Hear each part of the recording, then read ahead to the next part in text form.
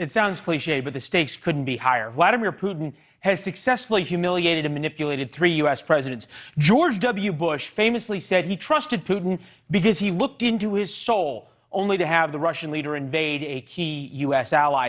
President Obama and President Putin met a number of times. President Obama, you might remember, proposed a Russian reset. Putin welcomed it. He then invaded Ukraine, shot down an airliner, and his intelligence services ran a cyber campaign to deny Hillary Clinton the presidency. President Trump thought he could be friends with Vladimir Putin. Putin got him, President Trump, to side with the Russians over America's own intelligence services.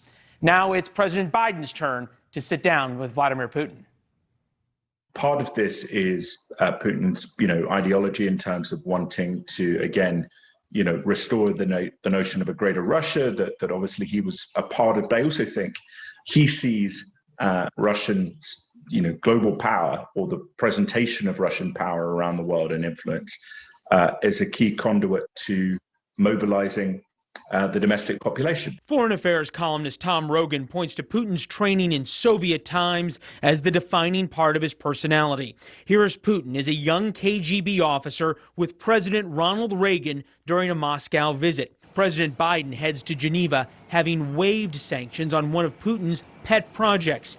But in the weeks following cyber attacks by Russian hackers that crippled American infrastructure, the White House insists the sit-down in Geneva is because of Putin's bad behavior, not in spite of it. We're not seeking conflict with Russia. We want a stable, predictable relationship. I think there is a limit to how much credibility that kind of statement has, because ultimately, if you are trying to enforce a change in bad behavior in international politics, you tend to resort to things like sanctions, obviously at the greatest end, military force.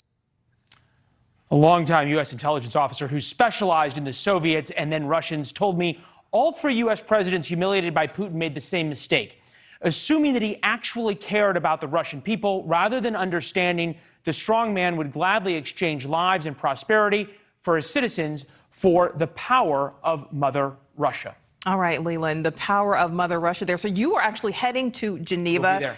What can we expect? You're going to watch everything. You're going to watch the body language. You're going to watch whether they do a press conference together.